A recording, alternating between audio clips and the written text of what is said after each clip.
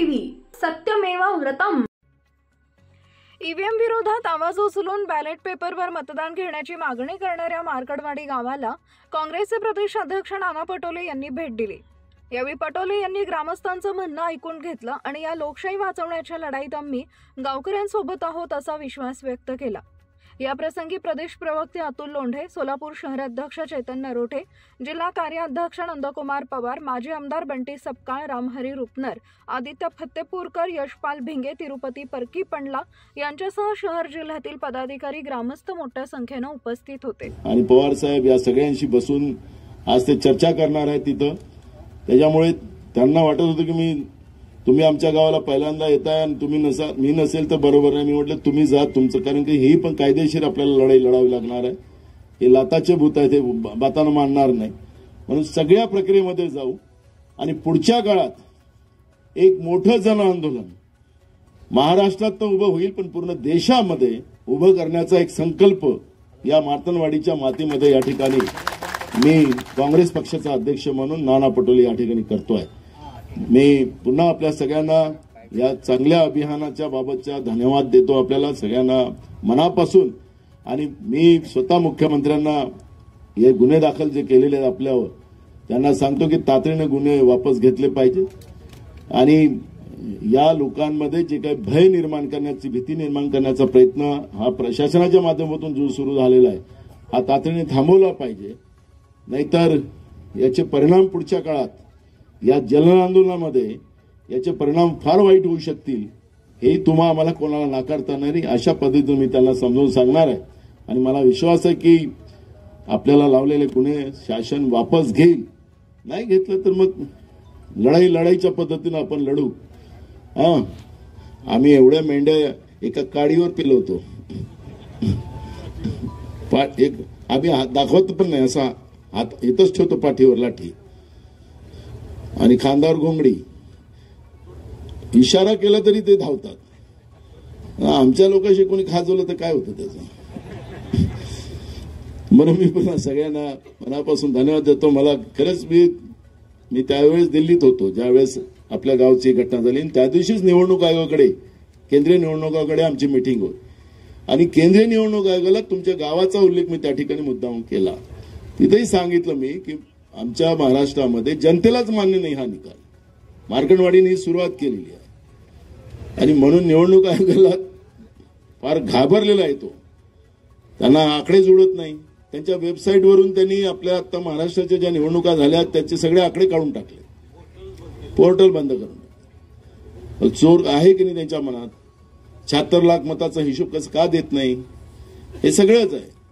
त्याच्यामुळे हे जे मशीनचं समर्थन करणारी लोक येतात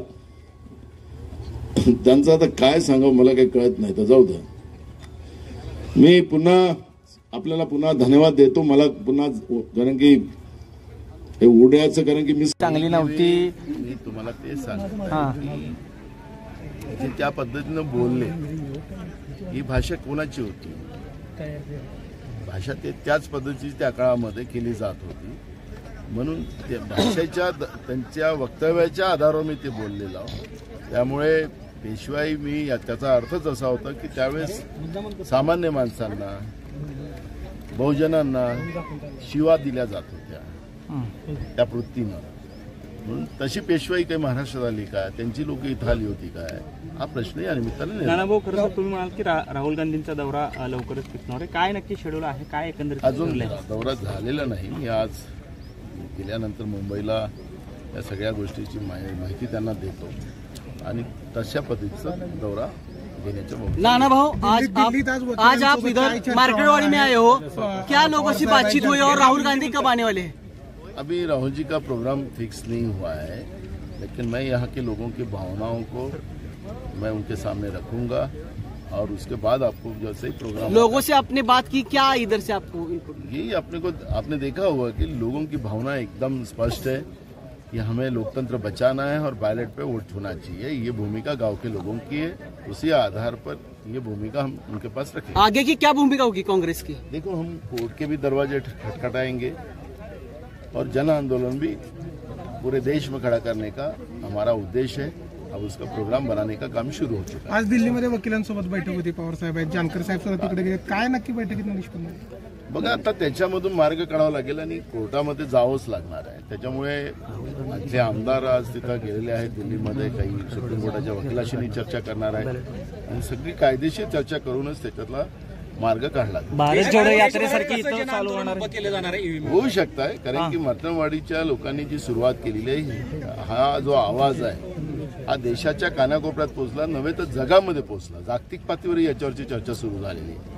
त्याच्यामुळे या गावाचं एक अनन्यसाधारण महत्त्व आज लोकशाही वाचवण्यासाठी ज्या पद्धतीने या गावकऱ्यांनी पुढाकार घेतलेला आहे याचं फारच महत्त्व आहे. आणि त्याच्यामुळे राहुलजी आता काय प्रोग्राम तयार करतात ते त्यांच्या दौऱ्यावरच आपल्याला कळेल. ज्या पद्धतीने उत्तम जानकर विजय आंदोलन उभं केलं जाईल.